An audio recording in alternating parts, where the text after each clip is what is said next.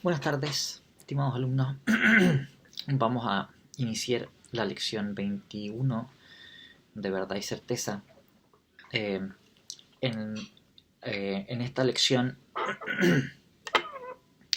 tenemos que continuar viendo los temas que corresponden a la última unidad de nuestro curso, que tiene que ver con algunas ideas acerca de la naturaleza y el valor de la ciencia.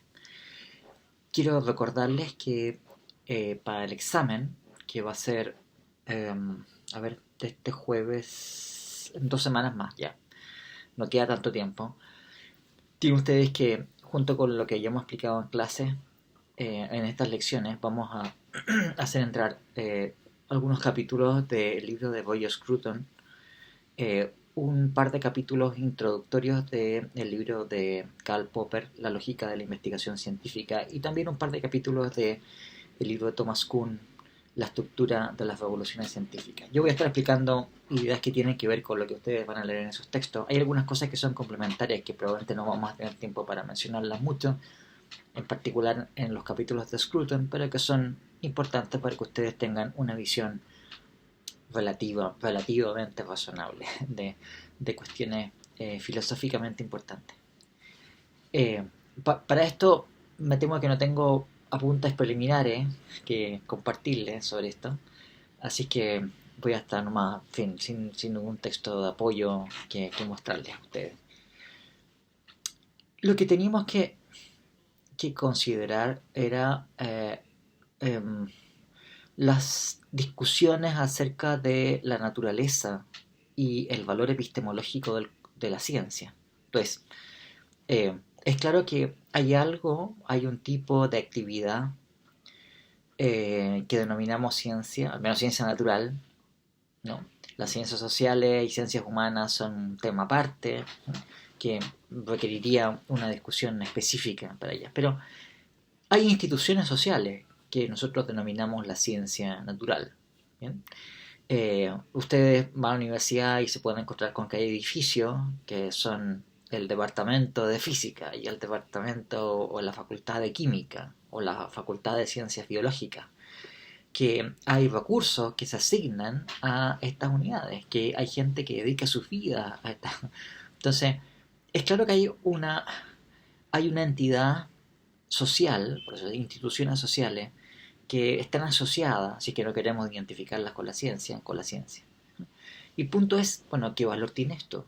¿Vale la pena actualmente?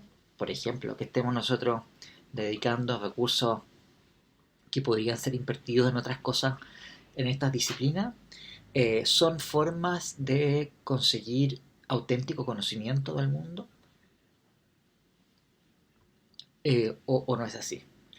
Esas ciencias, esas instituciones tienen una historia, lo cual no quiere decir que su valor, por tanto, sea un simple accidente. Pero tiene una historia que depende de ciertas transformaciones culturales que, en particular, para lo que nosotros entendemos por ciencia natural, se producen en el occidente latino, o sea, en la cristiandad medieval, eh, hacia el siglo XVII, por motivos filosóficos, ¿no?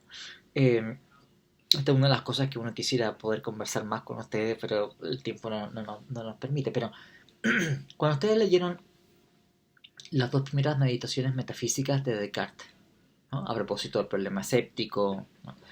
Bueno, Descartes es un filósofo que no solamente ha sido célebre porque, en fin, hizo esta transformación en donde la epistemología comenzó a tomar un puesto preponderante en la filosofía y se considera el problema del conocimiento como el problema filosófico fundamental antes de entrar en otras cuestiones. Descartes también es célebre porque es el creador de la geometría analítica, ¿sí? En fin, es un matemático extremadamente influyente que comprendió que problemas geométricos admitían un tratamiento algebraico. Bueno, cosa de la cual hoy día todos nosotros, cuando estudiamos en el colegio de matemática, asumimos como una cosa absolutamente natural el punto de vista cartesiano. Pero eso no fue, en fin, no es una cosa obvia, es una cosa que requirió siglos para descubrirse, y Descartes tuvo una importancia central para eso. Al mismo tiempo que Descartes hacía estas contribuciones, Descartes también es uno de los pensadores que tuvo una contribución decisiva para la formación de la ciencia moderna, junto con personas como Galileo, por ejemplo, junto con personas como Robert Boyle. Newton pertenece a una generación posterior, no pertenece exactamente a esta generación, pero está dentro de la misma corriente, ¿no? Y claro, lo que Descartes estaba proponiendo era una transformación filosófica. ¿Bien? O sea, había una forma de enfrentar cómo es que tenía que tratarse la comprensión de la naturaleza, y Descartes, junto con Galileo y otros filósofos de la época, proponen una metodología nueva. Y eso es lo que estamos nosotros ahora beneficiándonos, si ustedes quieren, ¿no? En particular, eh, tanto Descartes como Galileo son quienes proponen la importancia de utilizar modelos matemáticos para la comprensión de la realidad natural. Y eso no es una cosa obvia tampoco, es una cosa que depende de ciertas premisas filosóficas y que no eran compartidas antes, ¿no? Antes la idea que ustedes hubieran encontrado en un eh, filósofo natural, ¿bien? O sea, alguien que está preocupado del conocimiento en términos generales y que le interesa cómo es la naturaleza, la physis, como se dice en griego, eh, lo que sostenían los filósofos naturales con anterioridad a Descartes y Galileo era que la naturaleza es demasiado incierta, demasiado contingente, como para poder fijar su comportamiento con modelos matemáticos. Salvo, esto no sucedía sin embargo para los movimientos astronómicos. En el caso de la astronomía no había ninguna duda que la manera de tratarlo era con modelos matemáticos. Pero cuando se trata de los fenómenos físicos ordinarios, como por ejemplo la caída de un objeto pesado, ¿no? La caída de los graves, ¿no? Donde viene el término gravedad, ¿no? O, qué sé yo, el movimiento de un péndulo, o cosas así. La idea es que cuando se trata de estas cosas, los modelos matemáticos no son apropiados debido a la contingencia de las cosas que suceden aquí. En cambio, para los fenómenos celestes, como el movimiento de los cuerpos celestes, ahí sí serían apropiados, pero no para... Bueno, ese punto de vista es un punto de vista que transformaron estos filósofos y lo hicieron, insisto, con un punto de vista filosófico. Por supuesto, esto después está avalado por éxito empírico, ¿de acuerdo? O sea que después se logran predecir fenómenos de una manera aceptable. Una vez que uno acepta, qué sé yo, las leyes de Newton, por ejemplo, es posible explicar por qué razón los planetas en el sistema solar tienen las órbitas que tienen, ¿vale? Decirlo con ciertas prevenciones, porque hay algunas cosas que no se lograron explicar tan bien, como por ejemplo la órbita de Mercurio. No sé si ustedes saben, pero la órbita de Mercurio ofrecía una anomalía a la explicación newtoniana y que no fue salvada sino hasta el surgimiento de la teoría de la relatividad general que la formuló Einstein en 1915. Y fue uno de los puntos por los cuales decían, bueno, la teoría einsteiniana es mejor que la newtoniana porque es capaz de explicar esto que Newton no explicaba. Pero, bien, si uno descuenta ese tipo de casos, como sí, la órbita de Mercurio y había otros ejemplos, eh, se consiguieron logros empíricos sustantivos, ¿no? Pero el origen de esto tenía que ver con una idea filosófica en donde se supone que la realidad eh, satisface lo que van a indicar ciertos modelos idealizados que pueden formularse con recursos matemáticos. Esta idea de Galileo, que ustedes seguramente han escuchado muchas veces, es que la naturaleza está escrita en lenguaje matemático. Por tanto, si uno quiere comprender la naturaleza, tiene que, por decirlo así como si uno se acerca a un jeroglífico egipcio, uno tiene que comprender el lenguaje que ellos están utilizando para poder desentrañar su sentido. De la misma manera, cuando se trata de tratar de comprender la naturaleza, tenemos que comprender matemáticas, porque esa naturaleza está, por decirlo así, se desarrolla, se evoluciona temporalmente, está constituida íntimamente de una manera que es por lo menos isomórfica a estructuras matemáticas. Insisto, entonces que esto hay que verlo que no es una cosa obvia, es una cosa que depende de ciertas opciones filosóficas. En su origen, cuando uno ve esto como pasa en Galileo, por ejemplo, y en otros filósofos, en Newton también, depende de premisas platónicas. O sea, que son ideas que tienen que ver con la recepción de Platón en el occidente en esta época. Bien, pero yo, en fin, me he entusiasmado con estas observaciones históricas. Lo que, lo que estábamos conversando en la última lección tiene que ver con la prevalencia que tuvo en Occidente, desde el siglo XIX en adelante, corrientes positivistas. Corrientes positivistas que, sí, esto que yo estoy explicando acerca de la relevancia de opciones filosóficas, ¿no? Que estuvieron en el origen de la ciencia moderna, son cosas que ellos han dejado a un lado, naturalmente. La concepción que tienen los positivistas es una concepción en donde la humanidad ha ido pasando por distintas etapas y el progreso de la historia es también el sentido de un progreso cada vez mayor en el conocimiento y un progreso también cada vez mayor en nuestra eh, riqueza y prosperidad material. Así como el avance del conocimiento está correlacionado con un avance en nuestra capacidad para controlar la naturaleza, por decirlo así, transformar la naturaleza para nuestros propios fines y por lo tanto también el progreso de la ciencia y del conocimiento por metodología empírica está asociado a que nosotros vamos a estar viviendo cada vez mejor.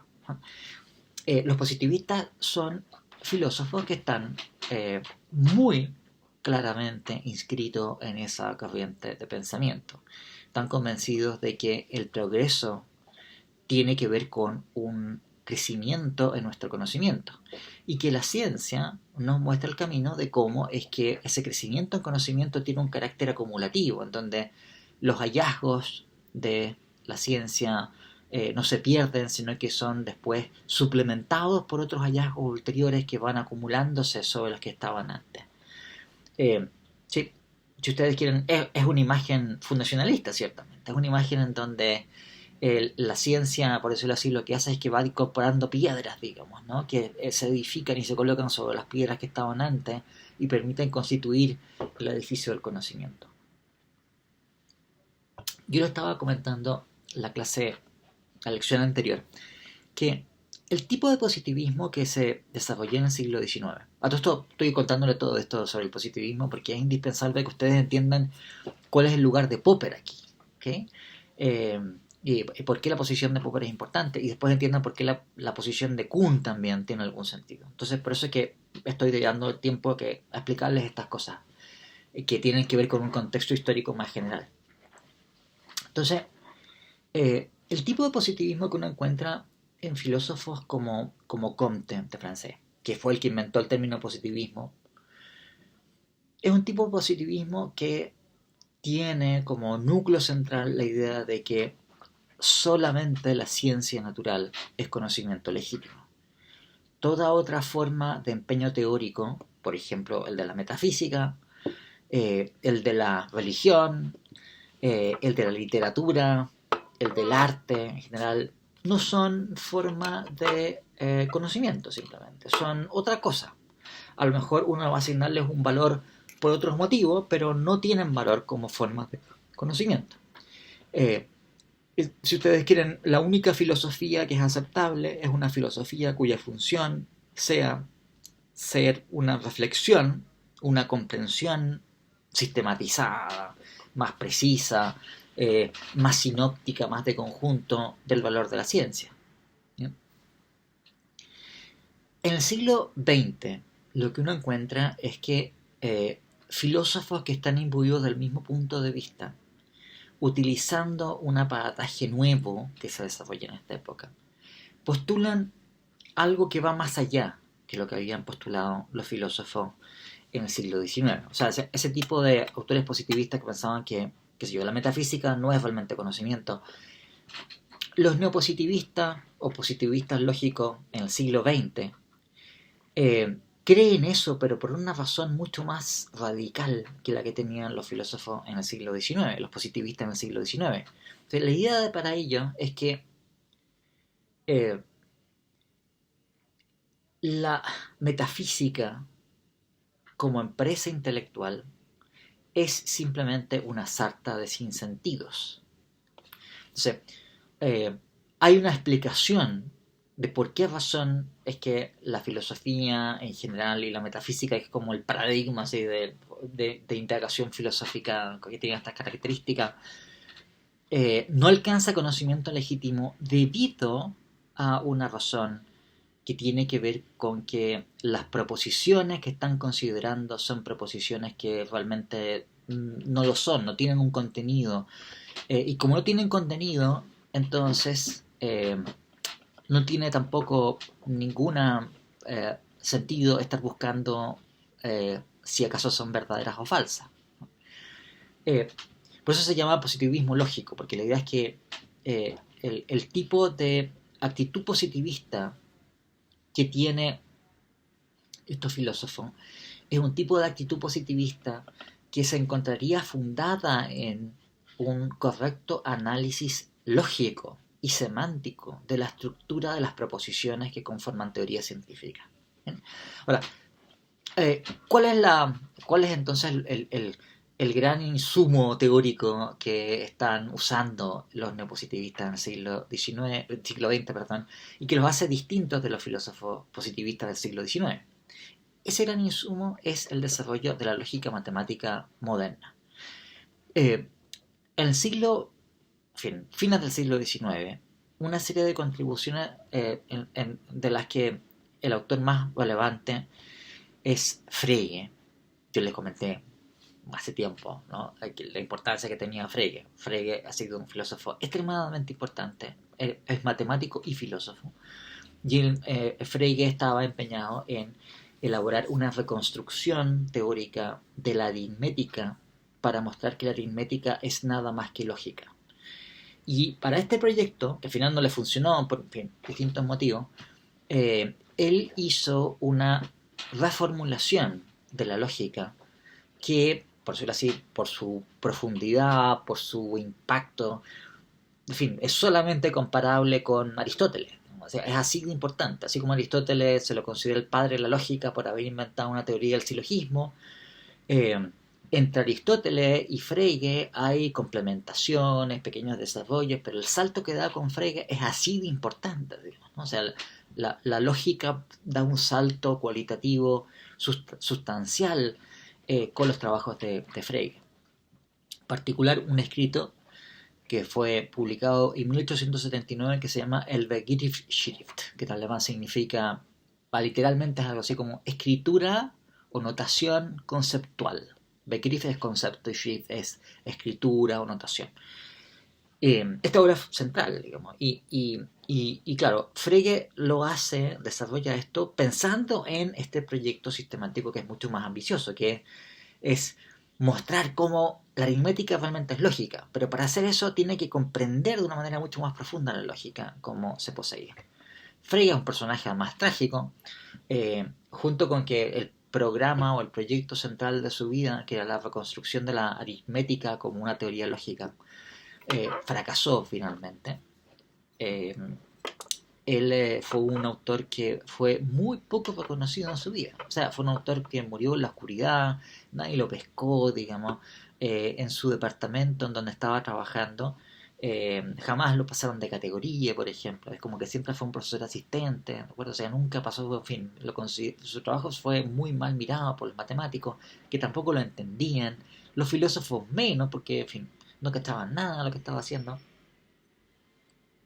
Hay una serie de razones para esto, ¿no? Es muy posteriormente, en el siglo XX, a los años 50, que los filósofos comienzan a explorar en los orígenes, en las raíces de ciertas ideas que se están discutiendo. Y dicen, no, en realidad, el tipo que vio esto fue Frege. O sea, los que vienen dependen de Frege. Frege es el tipo que entendió estas cuestiones. O sea, nosotros estamos discutiendo cosas que son problemas que planteó Frege. Pero eso pasó mucho después.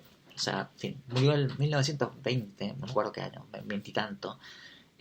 amargado, en fin, la oscuridad, la pobreza, etcétera, ¿no? Y muchos después dicen, no, este gallo sí que era el tipo que es el origen de todo esto. O sea, Frege tiene un proyecto de reconstrucción de las matemáticas y por eso desarrolló la lógica. Proyecto que tenían muchos otros matemáticos en la misma época. Ustedes seguramente o han estudiado o estudiarán teoría de conjuntos, por ejemplo. La teoría de conjuntos fue desarrollada por Cantor en la misma época, es más o menos paralelo a los desarrollos que estaba haciendo Frege. El primer paper de Cantor sobre teoría de conjuntos es de 1874, o sea, unos 5 años antes, ¿no? Eh, los trabajos de Dedekind acerca de la axiomatización de la aritmética y de Peano también son de esta época. Y Frege los tiene en cuenta, ¿no? O sea, en fin, y tiene correspondencia con toda esta gente. Entonces, es un periodo en donde eh, hay una eclosión de desarrollo de fundamentación de la matemática que está desarrollada en primer lugar por matemáticos que tienen un interés filosófico fundacional, entre los cuales está Frege, está Husserl también, que es el papá de la corriente fenomenológica, la famosa corriente fenomenológica, también tenía el mismo tipo de intereses. Su primer escrito es una filosofía de la aritmética, ¿bien? Y tiene su formación inicial como matemático. Bueno, entonces hay un salto bestial de la lógica, ¿no? El mismo corriente del salto, en fin, de este tipo de corriente de ideas, esta eclosión de ideas, está Bertrand Russell, que era un matemático y filósofo inglés, un profesor se llama un fellow, como dicen ellos, del Trinity College en Cambridge, y que en 1910 publica una obra que se llama El Principio de Matemática, en donde intenta desarrollar el mismo programa que había tenido Frege con ciertas variaciones, totalmente dependientes de Frege, pero Russell fue mucho más conocido que Frege porque era mucho más accesible lo que estaba haciendo que lo que había hecho Frege. Pero si ustedes consideran cuáles son las ideas propias de Russell y originales de Russell en relación a lo de Frege, son poquitas, digamos, no son tantas, ¿no? Sí, hay algunas cosas muy destacables, pero en fin, como digo, no es que estuviese haciendo cosas absolutamente inusitadas, no, si uno conocía lo de Frege, depende de Frege completamente, ¿no? Eh, También en el mismo periodo está Wittgenstein, el Tratado Sociológico Filosófico, si es lo mismo, es una reflexión eh, filosófica acerca de esta lógica, esta nueva herramienta. Entonces, en fin, les cuento todo esto por lo siguiente, porque los neopositivistas de esta época son filósofos que heredan este empeño teórico. O sea, si uno ve que en Frege y en Russell bueno, y no solamente eso, sino que también todos los matemáticos de la época están haciendo la reconstrucción de las matemáticas a partir del conjunto. O sea, ustedes encuentran un empeño sistemático semejante en matemáticos como Zermelo, por ejemplo, von Neumann, eh, Bernays, en alguna medida también en Gödel. ¿Sí? O sea, tienen un propósito sistemático de comprender cuál es la raíz, cuál es la naturaleza última de las matemáticas, porque la matemática es un conocimiento justificado. ¿Okay?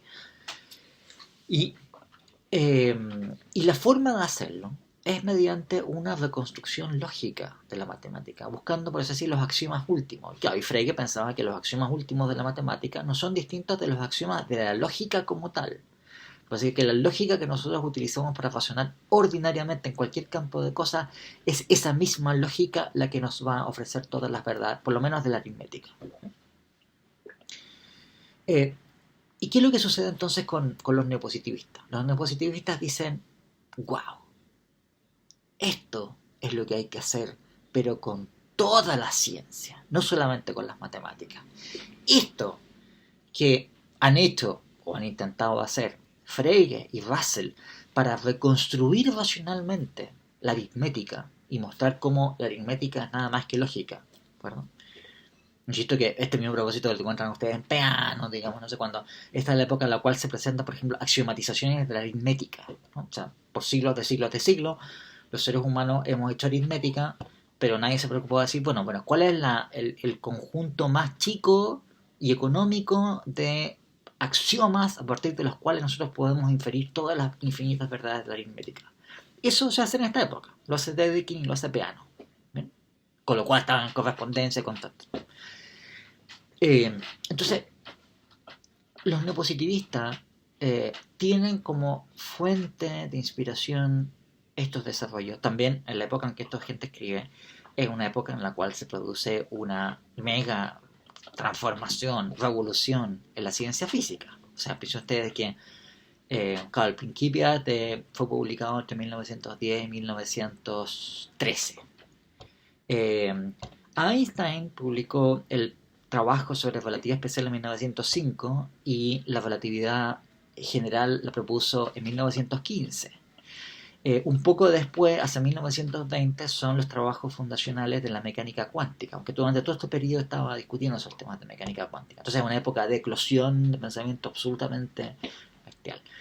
Entonces, los neopositivistas lo que están diciendo es que son filósofos de claro talante positivista, pero creen tener en sus manos una herramienta que los positivistas de las épocas anteriores no han tenido en sus manos, que es la precisión, que es este aparataje lógico. Entonces, el proyecto central de ellos es que lo que tiene que hacer auténticamente la reflexión filosófica es ofrecer una reconstrucción racional de la ciencia natural para mostrar cómo es una empresa epistemológicamente justificada. Y hacer eso con el máximo rigor posible, usando, como digo, las herramientas lógicas que ofrecen estos autores.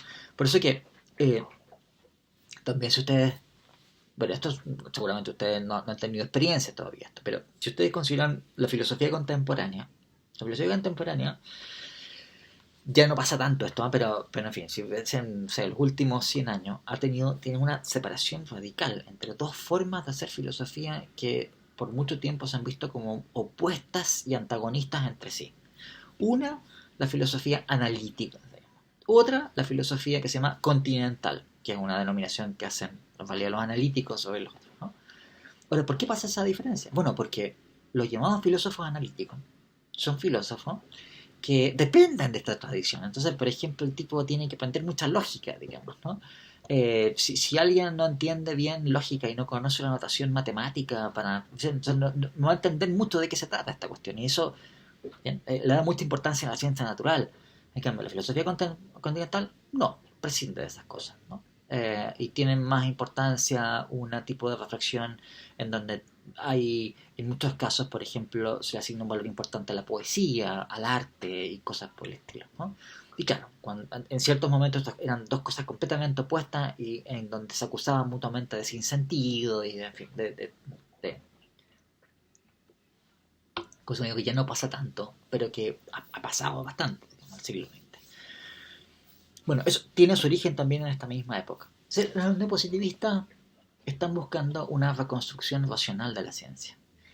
Y la idea central que tienen ellos es que, claro, la reconstrucción sistemática de las teorías científicas deberían poder mostrarnos cómo es que últimamente nuestras teorías científicas están fundadas en experiencia empírica. Y ellos sostienen, por tanto, algo que yo les he mencionado esto hace tiempo ya, hace un par de meses, porque esto es una forma de teoría antirrealista, aunque ellos no lo sabían cuando estaban diciendo. Pero parte de las cosas que sostienen es que el significado de una proposición empírica, una proposición sintética, o sea, quiero decir, una proposición que no es verdadera en virtud del significado de los términos que la componen, que es el caso de una proposición analítica, eh, consiste en el conjunto de percepciones sensibles que servirían para justificarla.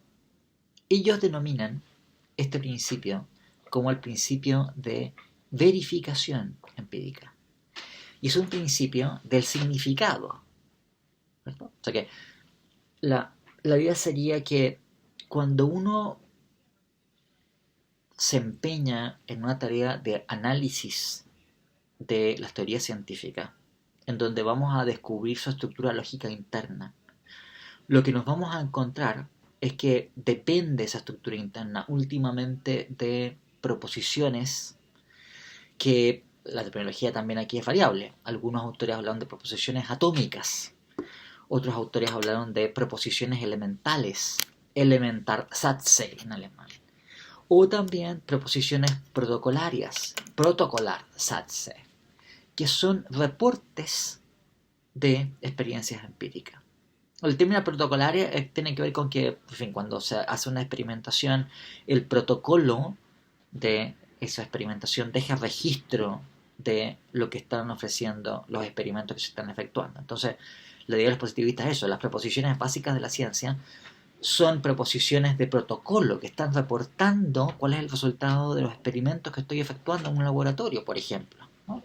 O en fin, el tipo de constataciones empíricas que estoy efectuando.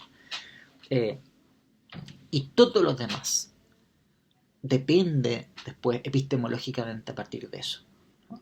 O sea que la reconstrucción teórica de la ciencia tiene que llegar últimamente a esos fundamentos empíricos que permiten sustentar todo lo que después se construye a partir de ello. Y esas proposiciones protocolarias, entonces, que son constataciones experimentales singulares, han de ser la base del conocimiento. Y el significado de un enunciado sintético consiste en el conjunto de experiencias empíricas que servirían para justificarlo. Claro, noten ustedes cómo... Ahora, hago la aclaración que en este momento se me olvidó si ya se la expliqué o no, pero bien, creo que no lo he explicado. Pero se suele distinguir en filosofía entre dos tipos de proposiciones, según su estructura interna. Proposiciones que se denominan analíticas y proposiciones sintéticas. Las proposiciones analíticas son proposiciones cuya verdad está fundada exclusivamente en su estructura interna.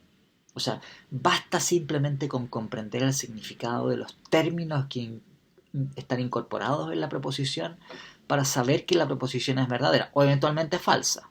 ¿Bien? Por ejemplo, si yo digo todos los solteros son no casados, ¿sí? Bueno, nadie necesita hacer una encuesta, por ejemplo, una investigación sociológica para saber que todos los solteros son no casados, ¿no? Sería absurdo que uno dijera allí: a ver, ¿usted está soltero? Sí. ¿Está casado? No. Oh, no está casado. ¿Usted es soltero? Sí. ¿Está casado? No. Oh. Y entonces pues, de 100 personas que entrevistamos que eran solteros, ninguno era casado. Qué sorprendente.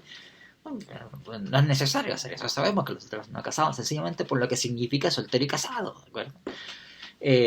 Del mismo modo, también no tenemos que saber nada sobre, no sé, digamos, sobre el clima para saber que no es el caso que llueve y no llueve. ¿Bien?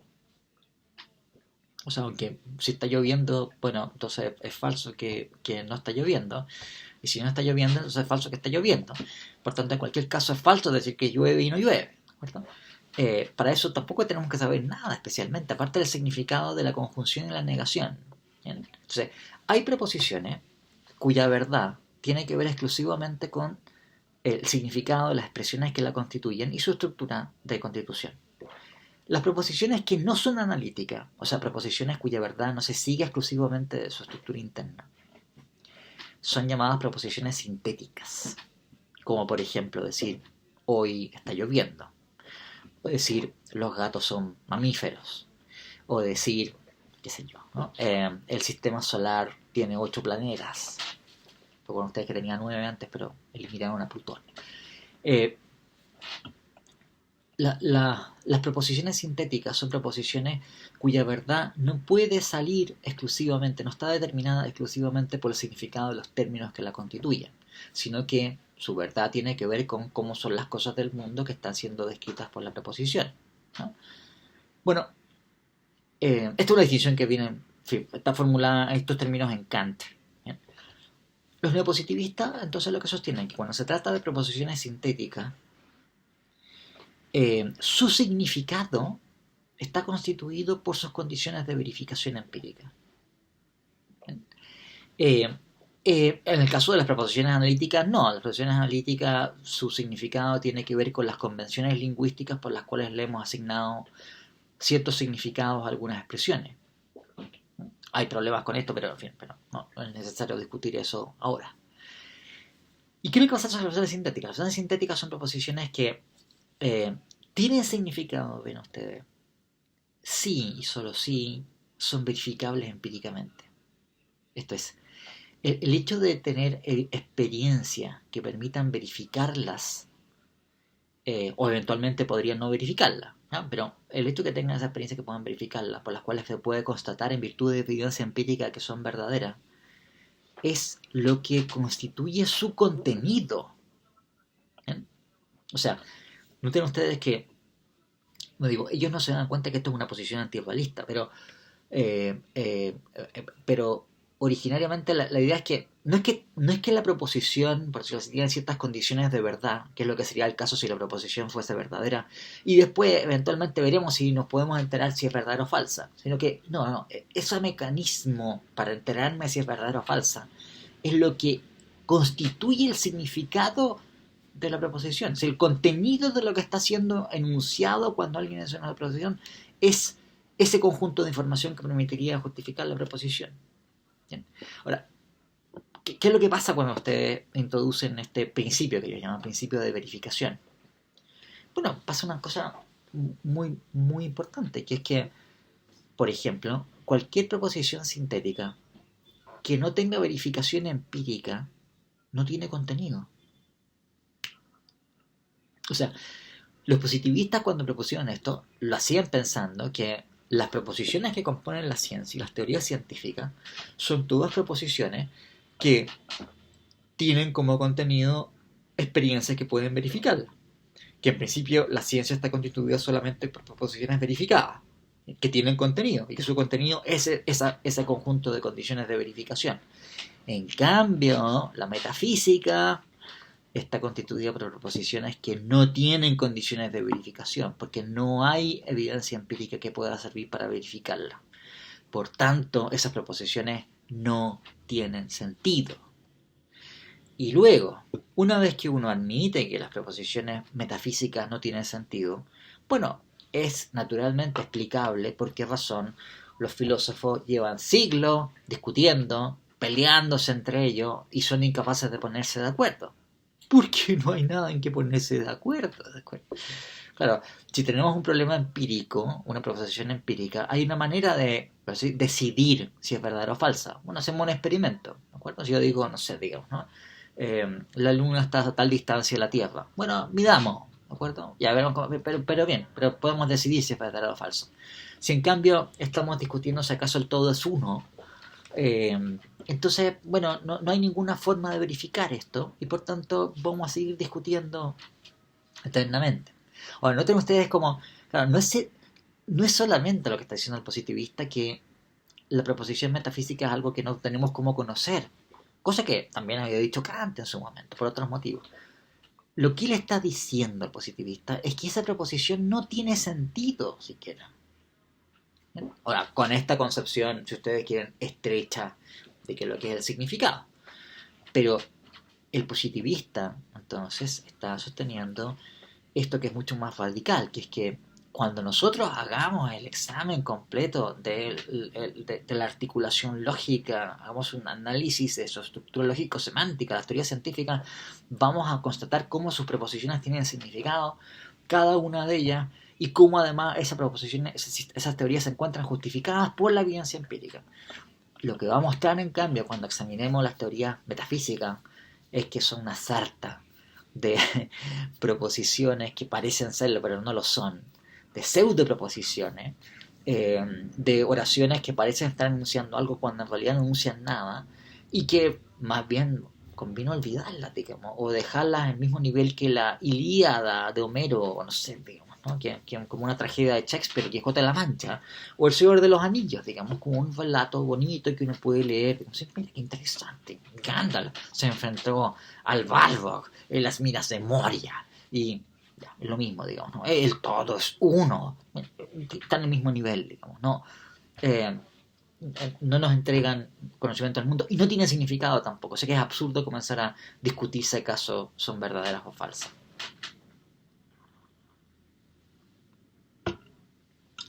Ok. Un neopositivista eh, tiene la siguiente idea, que lo que es característico de la ciencia y lo que permite diferenciar a la ciencia de lo que no lo es, lo llamamos la pseudociencia, lo que tiene apariencia de ciencia pero no es ciencia, es que las proposiciones que componen una teoría científica, una auténtica teoría científica, son verificables por la experiencia empírica. En cambio, una pseudociencia, algo que no es realmente ciencia, está constituida por proposiciones que no admiten verificación empírica. Es decir, ¿cuál es la diferencia entre la astronomía y la astrología? Bueno, que, en fin, ¿cómo justificáis tú las cosas que dice la astrología, digamos, ¿no? O sea, ¿qué tipo de verificación empírica pueden satisfacer la astrología? En cambio, la astronomía, pues en ellos sí puede justificarse empíricamente porque podemos mirar por los telescopios y podemos entonces, no sé, hoy día con, qué sé yo, detección de radiación cósmica podemos sacar conclusiones acerca de la estructura del universo, en fin, etcétera, etcétera. ¿Bien? Eh, la, la, lo que permite demarcar la ciencia y diferenciarlo de lo que no lo es tiene que ver con la posibilidad de efectuar verificación empírica. Y esto es al mismo tiempo lo que permite justificar las teorías científicas. Las teorías científicas se encuentran justificadas porque las apoyan evidencia empírica. ¿Bien? Ok, o sea, después de contar todo esto, lo cuento. Estamos en condiciones de entender la importancia que tiene Popper en este cuento. Popper, que es un filósofo que se forma en la misma matriz intelectual que los neopositivistas. Es un filósofo austríaco que vive en Viena. Su primera obra es La lógica de la investigación científica de 1934 y que fue escrita en una época muy cercana a las mayores contribuciones de muchos de los miembros del neopositivismo lógico. En la misma época están en Viena trabajando una serie de personajes que son los que forman una cosa que se llamó el Círculo de Viena. Bueno, el Círculo de Viena porque eran como, en fin, todos bacanes, digamos, y que tenían este punto de vista, elaboraron un manifiesto, abandonan esto así como un manifiesto, así como no sé, como los dadaístas, ¿cachai? Así como un movimiento estético, digamos, tenían su manifiesto. Ellos también elaboraron un manifiesto del Círculo de Viena, donde había personajes como Maurice Schlick, eh, eh, y otros más. Eh, Reichenbach, bueno, era alemán Reichenbach, pero Rudolf Carnap y otros más eran personajes que pertenecían a esta corriente, que eran parte del círculo, ¿no? Y que entonces tenían este mismo espíritu de reconstrucción teórica de la ciencia. Y Popper está en la misma época, ¿no? Está en la misma época, pero tiene una posición que está en discusión y en polémica con la posición de los filósofos del Círculo de Viena. Entonces, cuando ustedes ven los textos que colocan, que tenemos que leer de Popper, que es una presentación sucinta de el núcleo de su posición, lo que ustedes van a leer de la lógica de la investigación científica. A ver, ¿por qué una lógica de la investigación científica? Porque está imbuido del mismo espíritu. Se trata de una reconstrucción teórica de qué es lo que sucede con la ciencia, qué es lo que hace que la ciencia esté justificada. ¿Bien?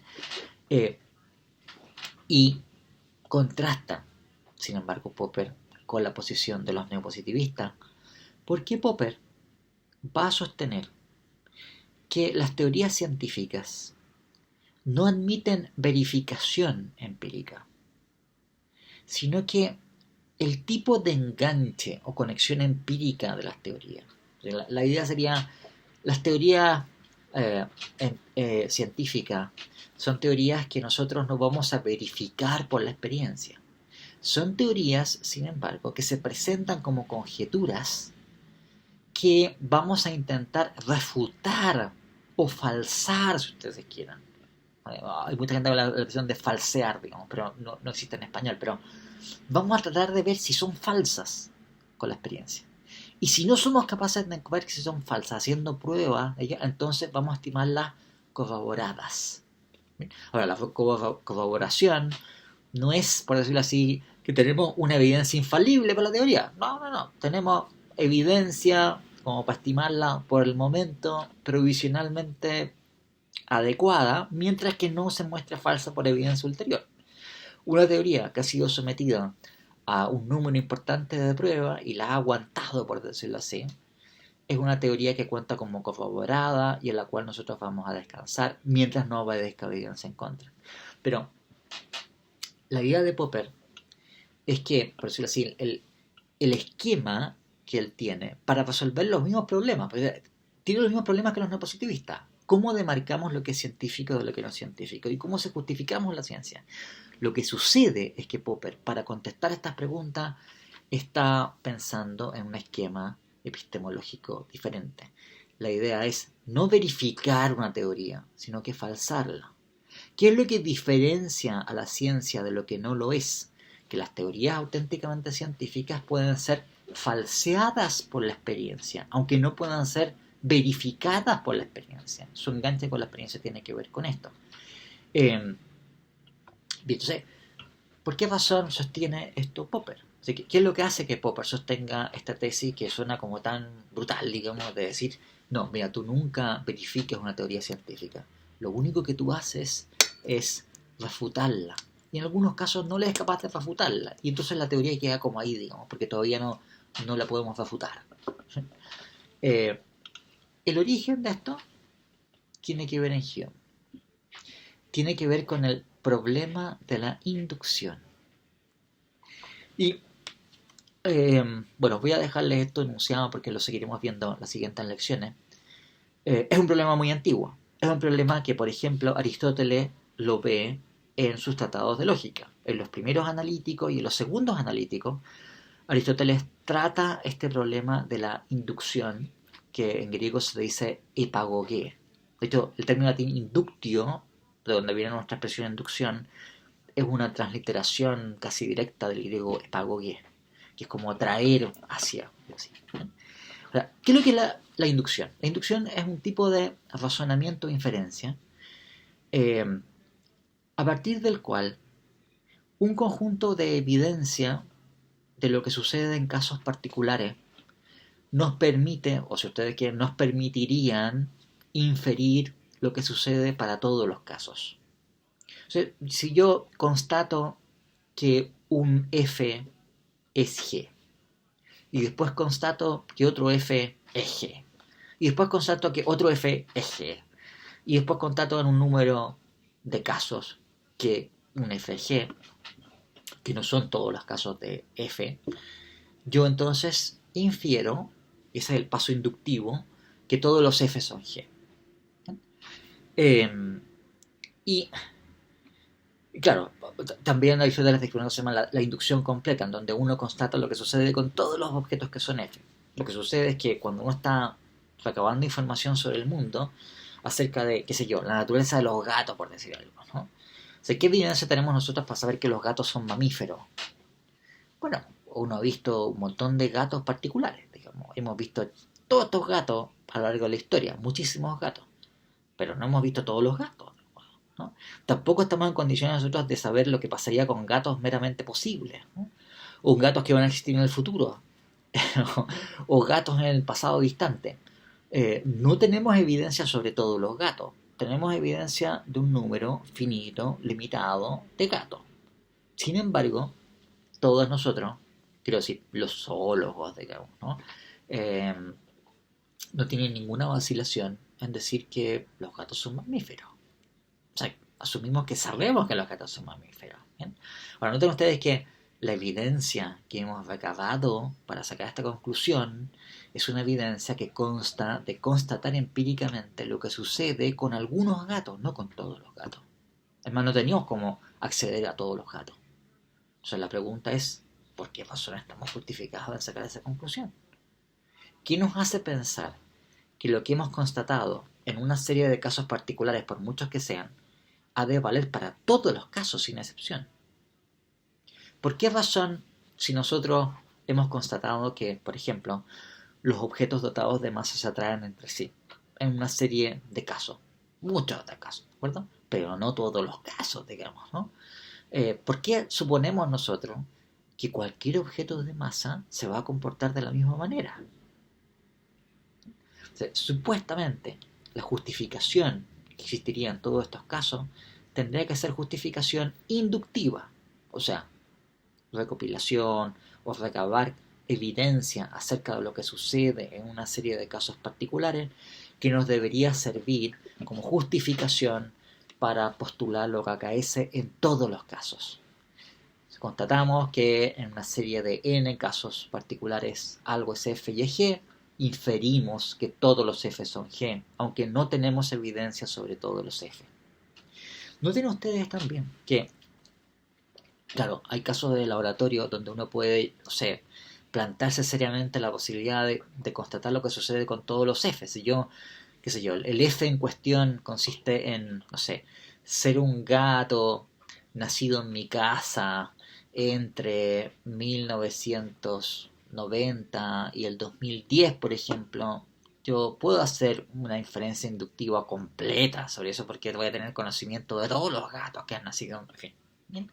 O qué sé yo, si se trata de todas las moscas en mi pieza entre las 5 de la tarde y las 5:30 de la tarde, por ejemplo, yo también podría eventualmente tener una inducción completa porque estoy en condiciones de constatar empíricamente lo que sucede con cada una de esas moscas.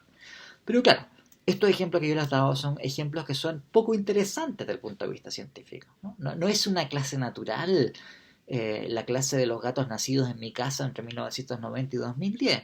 No es una clase natural la clase de las moscas que están en mi pieza entre las 5 y las 5:30. ¿No? Las clases naturales, los tipos de cosas que tienen importancia para la ciencia, son clases naturales como especies biológicas o tipos de organismos biológicos, objetos dotados de masa, quarks, electrones, planetas, cosas de ese estilo. ¿De acuerdo? Y cuando uno considera entonces la información que uno puede recabar sobre estos tipos de cosas, se produce eh, una separación, un contraste muy marcado entre la evidencia finita que uno puede recabar mediante experimentación empírica y la clase en cuestión. Entre otras cosas, porque por ejemplo, cuando nosotros queremos llegar a estar en la condición de formular una ley de la naturaleza, lo que proponemos con una ley de la naturaleza es algo que no solamente se cumple de hecho, sino que también tiene una cierta función regulativa, por eso que la hemos denominado ley, respecto de cosas que aunque no han sucedido, sucederían si se diese la circunstancia del caso. Por ejemplo, si uno está formulando una ley, o sea, suponemos que es una ley, que todo objeto dotado de masa, que todos los objetos dotados de masa se van a atraer mutuamente, entonces nosotros suponemos que dado que esto es verdad, de que vale esta ley tiene una función tal que si yo tomara este reloj, que ya he usado para varios ejemplos, y lo soltase, cosa que no voy a hacer naturalmente, el reloj caería porque sería atraído por el centro de masa a la Tierra, ¿no es cierto? Bueno, lo que en principio nos lleva a pensar que si soltase el reloj caería, es que vale la ley. O sea, la ley natural que estoy postulando no es simplemente la constatación de que, de hecho, en nuestro mundo, tal como está, los objetos dados masas de hecho se atraen.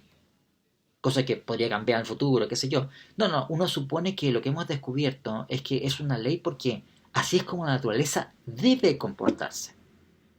En los casos que suceden actualmente, pero también en circunstancias contrafácticas, que no ha sucedido de hecho, ¿no? Pues así, cuando uno formula una ley, uno está intentando describir algo que vale, que es verdadero, no solamente en las situaciones actuales, sino que también en situaciones meramente posibles, situaciones contrafácticas, ¿no? Ahora, noten ustedes cómo diablos nosotros podríamos constatar empíricamente lo que sucede en situaciones contrafácticas, ¿de acuerdo? O sea, uno piensa para el caso de las masas, por ejemplo, hay muchos objetos dotados de masa, muchísimos objetos dotados de masa en el universo que están extremadamente lejos y los cuales jamás hemos constatado nada y jamás vamos a estar en condiciones de constatar nada. Pero no solamente eso, es que, o sea, incluso si uno supusiese la cuestión, en fin, absurda, si ustedes quieren, de que uno pudiese medir la masa de todos los objetos del universo existentes actualmente, bueno, en principio, la ley de la gravitación universal, cuando se propone, supuestamente debería tener valor no solamente por lo que sucede con los objetos dotados de masa de nuestro universo, sino que también para cualquier mundo posible. Y eso es algo que nosotros no podemos testear empíricamente. Nosotros no podemos viajar a un mundo posible a medir la masa ahí. ¿Bien? Solamente tenemos acceso a los sucesos en el mundo actual. Por decirlo así, si yo considero lo que hubiese sucedido si hubiese votado yo este blog hace un momento atrás. Entonces, por decirlo así, hay una situación posible, contrafáctica, en donde yo suelto el reloj. Bueno, pero es contrafáctico. Yo no puedo medir lo que pasa en esa situación contrafáctica. No puedo ir y tomar una nave espacial o una máquina y viajar a esa situación contrafáctica a constatar qué es lo que sucede cuando cae el reloj. Entonces, ¿de dónde sacamos la evidencia para esto? ¿Cómo suponemos que estamos justificados en creer que vale algo así como que todo objeto dotado de masa se atrae respecto de cualquier otro dotado de masa? Bien, señores, vamos a quedar aquí. Ya llevamos suficiente tiempo con esto. Y entonces, bien, les recomiendo que vayan avanzando con las lecturas, pensando en el examen. Hay algunos temas administrativos que tengo que decir sobre el examen. Ya sé que María Jesús y Augusta tienen dudas sobre eso. Voy a tomar una decisión luego y les voy a escribir a todos sobre esa cuestión. Así que no se preocupen porque lo tengo súper presente. Pero les recomiendo que vayan avanzando con las lecturas para el examen, que lo tenemos en 2 semanas más. Así que eso sería. Hasta luego.